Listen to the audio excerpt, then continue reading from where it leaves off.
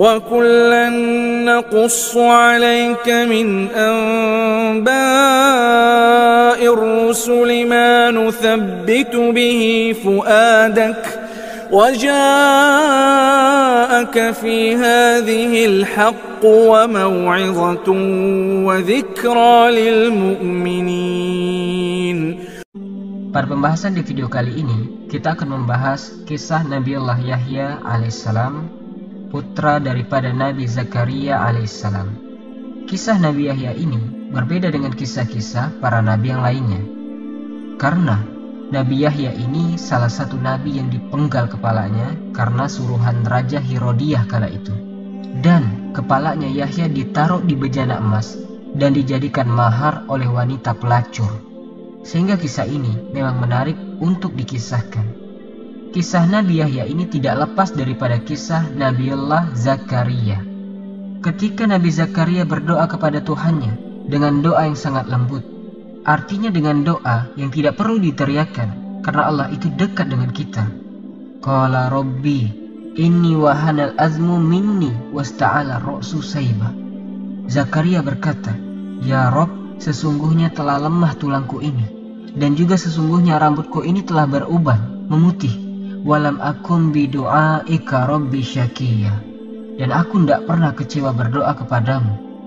Artinya Zakaria terus berdoa dan tidak pernah bosan untuk tidak berdoa. Wa inni kiftul mawaliya min wara'i wa kanat imra'ati akir fahabli min ladunka waliya yarisuni wa yarisu min ali Ya'qub waj'alhu rabbi radiya. Kemudian Zakaria mengatakan, "Dan sungguh aku khawatir keluargaku, kerabatku sepeninggalku," maksudnya kalau tidak ada keturunan, "dan dia istriku seorang yang mandul." Artinya secara medis tidak mungkin melahirkan, karena orang mandul tidak mungkin melahirkan. Fahabli min ladunka waliya, maka berilah kepadaku dari sisimu waliya, pertolongan. Untuk apa?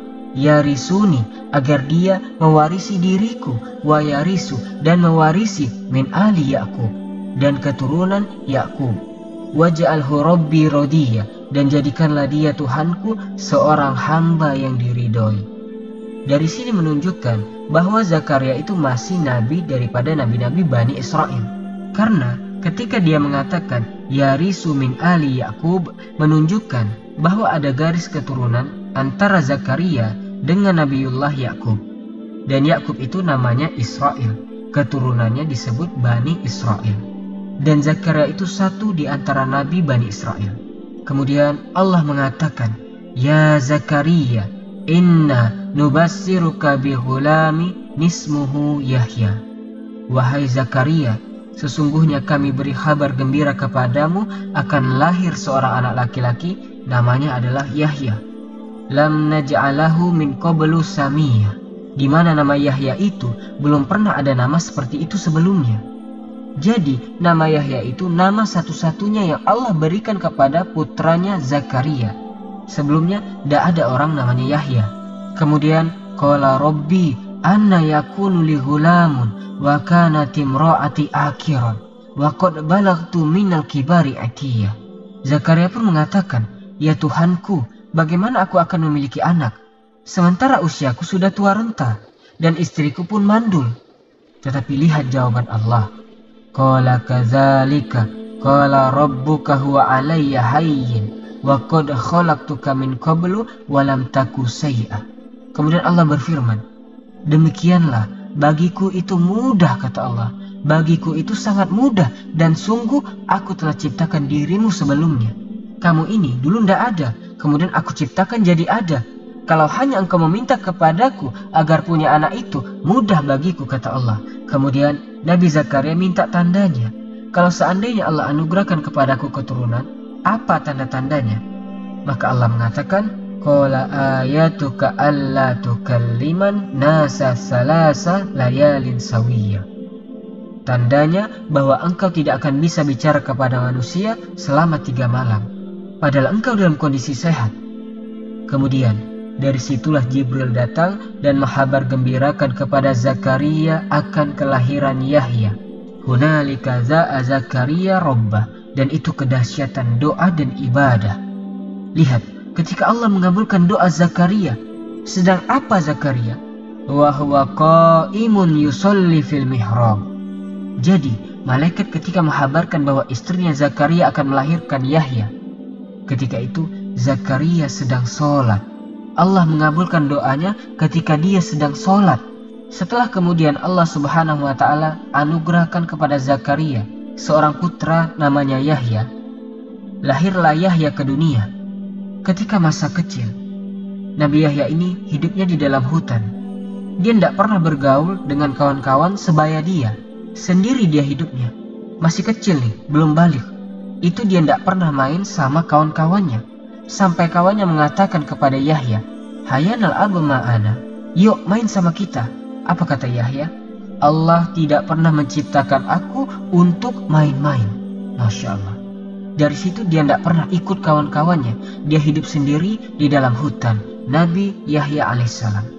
Jadi kalau ada makanan itu, Nabi Yahya karena kelembutan hatinya dia, semua hewan-hewan di hutan itu dikasih makan sama Nabi Yahya. Sampai mulai dari hewan buas, hewan jinak itu tidak berani mengganggu Nabi Yahya. Karena Nabi Yahya yang kasih makan mereka. Allah berfirman di dalam Al-Quran, tepatnya di surah Maryam. Ya Yahya, khuzil kitaba bikuwah. Wahai Yahya, ambillah kitab Taurat ini dengan kuat. Wa atainahul hukma sobiyya. Dan kami telah memberikan hikmah, ilmu pengetahuan, kecerdasan kepada Yahya sejak dari anak-anak. Makanya tadi diajak main, dia tidak mau. Bahkan suatu ketika Nabi Zakaria ini pernah kehilangan Yahya. Namanya orang tua, jika anaknya agak pulang, pusing Nabi Zakaria. Lalu kemana Yahya pergi? Zakaria ini mencari Yahya. 1 hari tidak ketemu, 2 hari juga tidak ketemu. Pas hari ketiga baru ketemu. Rupanya Nabi Yahya sedang menggali kuburan, lahat. Kemudian duduk di samping lahat itu sambil menangis Nabi Yahya. Saat itu dia masih kecil. Kemudian Zakaria datang dan mengatakan, "Wahai Yahya putraku, ya bunayya, wahai anakku, aku sudah mencarimu selama 3 hari. Aku tidak melihat dirimu dimanapun. Ternyata engkau di sini, wahai anakku. Dan ini kuburan siapa, wahai anakku?" Bertanya Nabi Zakaria kepada Yahya. "Kau hendak menggali untuk siapa ini?" Yahya sambil menangis mengatakan, "Ya Abi, bukankah kau yang menghabarkan kepadaku bahwa antara kita ini akan berada di antara surga dan neraka? Dan yang bisa menghantarkan kita ke surga itu dengan tangisan. Maka aku melihat kematianku di sini, ya Abi. Maka aku menangis." Melihat Yahya menangis, Zakaria pun ikut menangis. Maka dua-duanya sama-sama menangis akhirnya. Jadi Yahya itu diberikan kecerdasan luar biasa dari sejak dia anak-anak. Makanya dia diangkat menjadi nabi itu sejak anak-anak. Karena Allah berikan kecerdasan. Tidak ada anak-anak di zamannya paham Taurat. Bukan lagi anak-anak, yang dewasa pun yang paham Taurat cuma Nabi Yahya saja. Jadi Allah sudah pahamkan Taurat itu sejak kecil kepada Yahya. Dan Nabi Yahya memiliki suara indah ketika melantunkan ayat Taurat. Kemudian lihat, Allah sifatkan bagaimana sifatnya Yahya ibn Zakaria ini. Wa hananan min ladunna wa zakatan wa kana taqiyya. Allah mengatakan wa hanana min ladunna, dan kami berikan perasaan sayang dari sisi kami. Jadi Yahya itu terlahir sebagai manusia penyayang. Kenapa Allah Subhanahu wa Ta'ala katakan kami masukkan ke hati Yahya itu perasaan sayang kepada sesama? Kalimat hanan di dalam bahasa Arab, teman-teman, biasanya digunakan untuk kasih sayang seorang anak kepada orang tua. Itu kalimat hanan. Kenapa Allah Subhanahu wa Ta'ala sifatkan Yahya ibn Zakaria ini dengan sifat hanan, penuh dengan kasih sayang? Karena Yahya ini memiliki orang tua yang sudah tua. Zakaria, ayahnya itu sudah 100 tahun lebih usianya. Artinya sudah kakek-kakek renta. Istrinya juga sama, sudah nenek-nenek. Yang dibutuhkan orang tua yang sudah tua renta itu kasih sayang dari anak-anaknya. Makanya antum itu sayangi orang tua antum selagi mereka masih ada di dunia ini. Ketika diperintahkan apa saja selama bukan maksiat, siap pak, siap bu. Jangan, nantilah pak, belum tidur nih, capek. Jangan seperti itu. Lihat Yahya ini, wa barrom biwalidayhi. Lihat bagaimana seorang Yahya ibn Zakaria itu orang yang suka berbuat baik kepada kedua orang tuanya.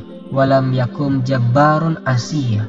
Dan dia tidak pernah sombong dengan orang tuanya. dan tidak pernah durhaka dengan orang tuanya. Allah mengatakan, wasalamun alaihi yauma wulida wa yauma yamutu wa yauma yub'atsu hayya. Dan sejahteralah atas Yahya pada hari dia dilahirkan, pada hari dia meninggal, dan pada hari dia dibangkitkan. Dan itulah keinginan kita, selamat saat dilahirkan, selamat saat diwafatkan, dan selamat saat dibangkitkan. Toib, ini sedikit kisah daripada surah Maryam. Kita masuk pada kisah inti. Ikhwatal iman rahimani wa rahimakumullah. Di zaman Nabi Yahya itu hidup 3 nabi. Pertama adalah Nabi Zakaria alaihissalam. Yang kedua adalah Nabi Isa alaihissalam. Yang ketiga Nabi Yahya alaihissalam. Mereka hidup sejaman. Zakaria, Yahya itu hidup sejaman. Karena antara Yahya dengan Isa itu masih kerabat. Karena Nabi Zakaria itu menikah dengan saudara dari keluarga Imran. Jadi Imran punya istri namanya Hamnah. Kemudian punya adik perempuan nih. Dinikahi adiknya oleh Zakaria. Kemudian dari Hamnah ini lahir Maryam. Kemudian dari Zakaria lahir Yahya. Dari Maryam lahir Isa alaihissalam. Berarti Isa dengan Yahya itu anak bibi, Ibnu Khallah. Makanya ketika Nabi SAW Isra Mi'raj, kemudian naik ke langit kedua, berjumpa dengan Isa dan Yahya alaihissalam. Dan keduanya adalah Ibnu Khallah, anak daripada bibi. Intinya bahwa kalau Yahya dan Isa itu hidup sejaman. Cuma bedanya kalau Yahya itu nabi dan dia meneruskan syariatnya Nabi Musa, menyampaikan Taurat. Tetapi kalau Isa itu bukan hanya nabi tapi rasul. Karena diturunkan pada Isa kitab Injil membawa syariat baru. Dan yang pertama kali beriman kerasulan Isa adalah Yahya alaihissalam. Jadi Nabi Yahya itu selalu didustakan dakwahnya oleh kaumnya. Justru yang pertama kali beriman kepada Isa itu Nabi Yahya alaihissalam. Karena dia juga seorang nabi. Karena kurang lebih para nabi itu ketika berdakwah pasti didustakan. Toib, lalu bagaimana kisah wafatnya Nabi Yahya ini? Kisah wafatnya memang sangat tragis sekali. Dahulu ada seorang raja namanya Herodiah. Dulunya Herodus memimpin. Kemudian dia meninggal, Herodus diganti dengan Herodiah. Dialah hakim Palestina kala itu. Dan Herodiah ini ceritanya dia suka dengan anak perempuan daripada bibinya dia. Dan dalam syariat Nabi Yahya tidak boleh menikah dengan kerabat seperti itu. Karena itu mahramnya dia dan haram hukumnya, itu syariat dulu. Kalau syariat kita sekarang boleh menikahi sepupu, karena sepupu kita itu bukan mahram. Karena raja ini sudah terlampau cinta dengan anak bibinya yang cantik jelita itu. Tidak sabarlah dia untuk menikahinya. Masalahnya, ibu daripada putri itu adalah orang yang paling bermusuhan dengan Nabi Yahya. Dia tidak suka dengan dakwah Nabi Yahya. Ketika itu, Nabi Isa ibn Maryam memerintahkan Yahya untuk mengajari Hawariyun, para sahabat-sahabat Nabi Isa alaihissalam. Lah, salah satu fatwa yang difatwakan oleh Yahya kepada Hawariyun itu, tidak boleh menikah dengan seorang wanita yang masih ada hubungan kerabat. Seperti Raja Herodiah ini dengan putri dari bibinya sendiri. Akhirnya menyebarlah fatwa Nabi Yahya ini dari mulut ke mulut, dari telinga ke telinga, sampailah ke istana sang Raja Herodiah. Dan ingat, Nabi Yahya itu punya pengaruh. Dia seorang orator. Kalau dia ceramah, itu banyak manusia terpengaruh. Jadi ketika mendengar fatwa seperti itu, Raja sangat marah. Bagaimanapun, fatwa itu mengganggu istana. Sedang Raja ini sudah tak kuasa menahan rasa untuk menikahi putri dari bibinya. Dan wanita itu pun takut juga kalau dirinya tidak dinikahi oleh Raja.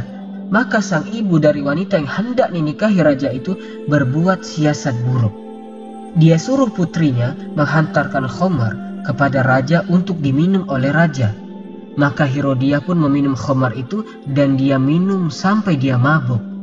Ketika mabuk itulah ibunya mengatakan kepada putrinya yang cantik ini, "Wahai putriku yang cantik, berdandanlah dengan dandanan yang paling cantik. Pakailah parfum yang aromanya paling wangi dan lewatlah di hadapan sang raja." Akhirnya dia pun dandan dengan dandanan yang cantik. Raja lagi mabuk nih. Kemudian lihat wanita yang dicintainya tiba-tiba lewat dengan dandanan yang paling cantik ini. Makin gila si raja. Gila di atas gila. Maka akhirnya dikejarnya wanita itu dan mengatakan, "Ayo menikah denganku sekarang. Ayo nikah sekarang." Tidak tahan si raja ini. Tetapi wanita ini sudah dibisiki oleh ibu yang kafir ini, ibunya dia. Dikatakan kalau raja menghendaki supaya cepat nikah, maka katakan kepada sang raja maharnya kepala Nabi Yahya alaihissalam. Subhanallah. Akhirnya kemudian ketika wanita itu ngomong kepada raja, kau boleh menikahi diriku, tapi aku minta maharnya kepala Nabi Yahya. Raja ini kan bagaimanapun masih menghormati Yahya, seorang nabi. Karena kadang dia pun minta fatwa kepada Nabi Yahya. Makanya dia mengatakan kepada wanita itu, janganlah, minta yang lain. Kalau kau minta emas, aku kasih. Minta istana, aku kasih. Minta harta, aku kasih. Tapi janganlah minta yang itu. Tapi wanita ini ngotot, mengatakan, tidak, maharnya kepala Yahya. Kalau tidak, aku tidak akan mau dinikahi olehmu.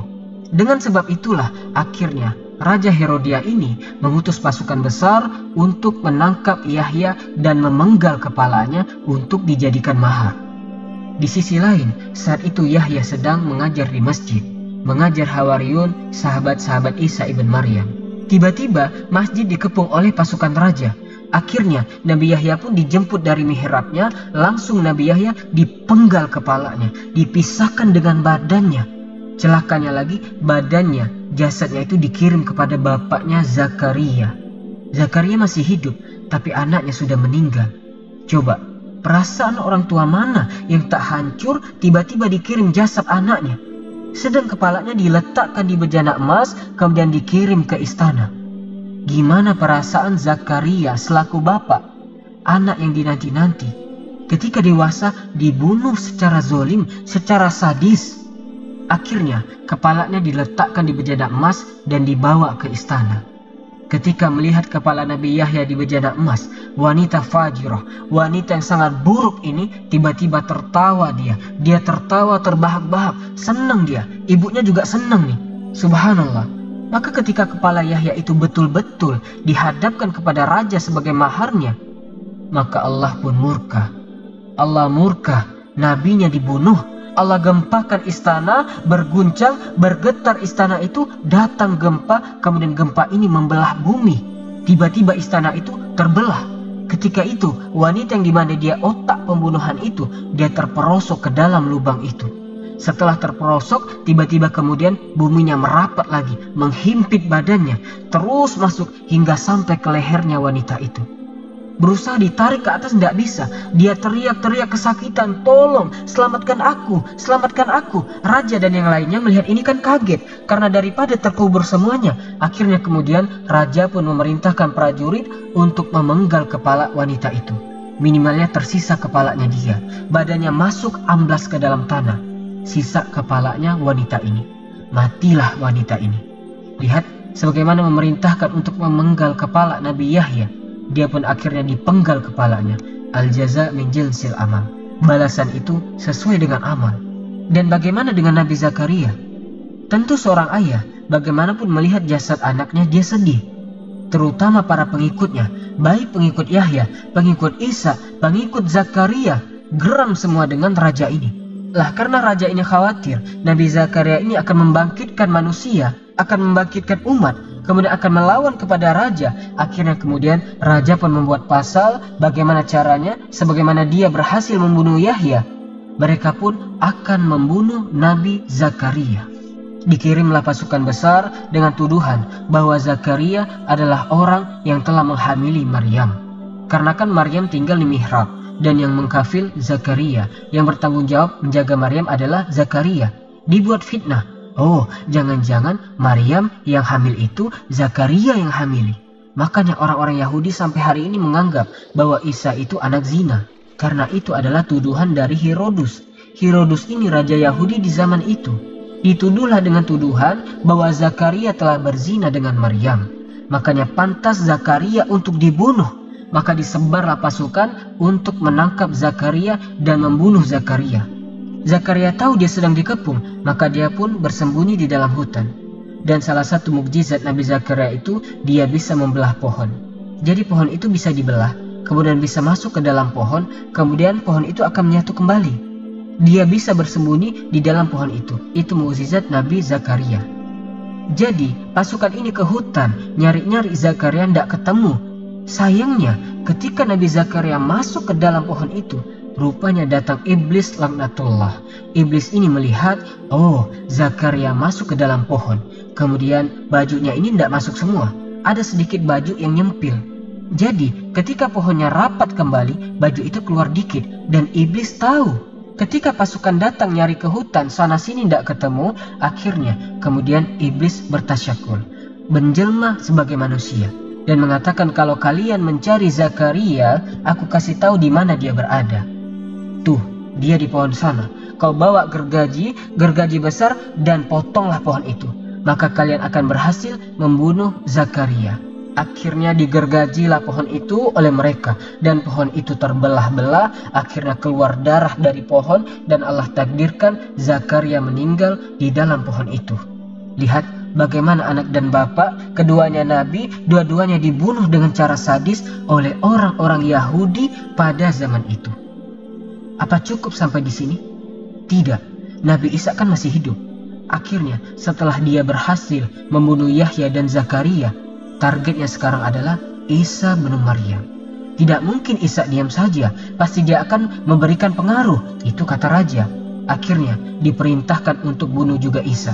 Bunuh dan salib dia. Isa pun akhirnya diburu. Akhirnya dikepunglah rumah Isa ibnu Maryam. Yang ketika itu Isa sedang bersama Hawariyun. Dan perlu diingat, kalau antum berjumpa dengan orang-orang Nasrani ataupun orang-orang yang mu'alaf masuk Islam, dan dulunya dia adalah seorang Nasrani, biasanya keyakinan yang tersebar di antara mereka adalah bahwa yang diserupakan dengan Isa adalah pengkhianat. Salah satu murid Isa yang berkhianat. Memang ada pendapat seperti ini, tetapi dalam Islam pendapat yang lebih kuat itu bukan. Yang diserupakan dengan Isa adalah muridnya Isa sendiri. Kita pernah kisahkan sebelumnya, bukan murid Isa yang berkhianat, dan itu pendapat kita kaum muslimin. Jadi meninggal itu, yang disalib dibunuh itu salah satu murid Isa alaihissalam. Bukan murid Isa yang berkhianat sebagaimana yang mereka sangkakan, sebagaimana fatwa dari Syekh Shalih Al-Fauzan hafizahullah ta'ala. Jadi yang meninggal itu salah satu muridnya Isa. Muridnya ini berkorban untuk nabinya, Hawariyun. Ketika Isa mengatakan, siapa di antara kalian yang mau Allah jadikan wajahnya serupa dengan wajahku, tapi dia akan dibunuh, maka dia akan bersamaku kelak di surga. Maka yang paling mudah mengatakan, saya ya Nabi Allah. Maka akhirnya Isa berdoa kepada Allah, diusaplah wajahnya oleh Isa, kemudian wajahnya persis dengan Isa ibnu Maryam. Dan Isa pun naik ke langit, mereka menyaksikan Isa naik ke langit dan menghilang. Juga ada yang mengatakan, Isa memerintahkan Hawariyun yang lainnya untuk menyebar, pergi, menghindar, dan disuruh mendakwahkan Injil supaya ajaran Injil ini kemana-mana. Tetapi setelah mereka pergi, yang ada di rumah itu cuma dua, Isa dengan salah satu muridnya yang diserupakan dengan Isa alaihissalam. Maka Isa pun kemudian oleh Allah ditidurkan. Inni mutawaffika. Ya Isa, aku wafatkan. Mutawafi di sini artinya Allah tidurkan, bukan Allah matikan. Makanya doa setelah tidur, Alhamdulillahillazi ahyana ba'dama amatana wa ilaihi nusyur. Alhamdulillah, segala puji bagi Allah yang telah menghidupkan dari kematian. Berarti mati tidak harus hilang nyawanya. Tidur itu disebut mati juga. Maka kalimat inni mutawaffika wa rafi'uka ilayya, sesungguhnya aku wafatkan, yaitu aku tidurkan dan aku angkat engkau wahai Isa. Ketika Allah sudah angkat ke langit, datanglah para tentara itu dikepung. Kemudian ditangkaplah orang yang menyerupai dengan wajah Isa alaihissalam. Padahal itu adalah murid setianya Nabi Isa. Kemudian dia dibunuh, disalib. Maka orang Yahudi mengatakan, qatalnal masiha ibnal Maryam. Kami sudah membunuh Al-Masih ibnu Maryam. Allah bantah, wa ma qataluhu wa ma salabuhu walakin syubbiha lahum bal rafa'ahu Allahu ilas sama. Mereka tidak membunuh Isa, mereka tidak menyalib Isa. Bahkan yang dibunuh dan yang disalib yang diserupakan Isa alaihissalam. Bahkan Isa diangkat ke langit. Lihat, sekaligus 3 nabi jadi target Yahudi. Kalau Allah tidak angkat Nabi Isa ke langit, tentu Isa pun menjadi sasaran pembunuhan orang-orang Yahudi. Tetapi sudah kudrat, artinya kehendak Allah, bahwa seorang Rasul tidak mungkin mati dibunuh. Karena Rasul itu membawa syariat baru. Tidak mungkin Nabi yang membawa syariat baru, Rasul maksudnya, dibunuh, tidak mungkin. Makanya lihat, para ulul azmi minar Rasul, mereka tidak mati dibunuh, supaya bisa menyebarkan risalahnya. Dan para ulama mengatakan ketika Isa naik ke langit, maka Isa sudah menyampaikan seluruh risalah Injil kepada kaumnya. Artinya ketika dia diangkat itu sudah tidak ada beban lagi menyampaikan Injil. Makanya nanti ketika turun di akhir zaman, Nabi Isa tidak lagi diperintahkan Allah untuk menyebarkan Injilnya, tidak. Tapi ada tugas lain. Pertama intinya membunuh Dajjal. Kemudian setelah itu mematahkan salib-salib, membunuh babi dan berhukum dengan hukum keadilan. Dan Isa akan hidup di akhir zaman. Adapun apakah Nabi Isa akan menikah dan punya anak, wallahu alam. Hadisnya juga lemah. Tapi yang jelas Isa akan turun di akhir zaman. Kenapa Isa alaihissalam turun di akhir zaman? Salah satu faedahnya bantahan kepada orang Yahudi dan Nasrani. Bantahan bahwa Isa itu masih hidup. Mereka kan mengatakan Isa telah mati. Adapun bantahan kepada Nasrani karena Isa sholat di belakang Imam Mahdi, tidak mungkin Tuhan sholat. Mereka kan mengatakan Isa itu Tuhan. Ada yang mengatakan Isa anak Tuhan. Isa satu di antara 3 Tuhan. Tidak. Isa nanti sholat di belakang Imam Mahdi, menunjukkan dia hamba Allah dan Rasulnya. Kita tidak membeda-bedakan para nabi dan rasul, tidak. Termasuk Nabi Isa ibnu Maryam, kita beriman. Sebagaimana Nabi Isa, kita juga mencintai para nabi yang lainnya. Wallahu alam, ini diantara kisah Nabi Yahya, Nabi Zakaria, dan Nabi Isa alaihissalam. Semoga kisah ini ada manfaatnya. Subhanakallahumma bihamdika, asyhadu an la ilaha illa ant, astaghfiruka wa atubu ilaik. Wallahu ta'ala alam. Assalamualaikum warahmatullahi wabarakatuh.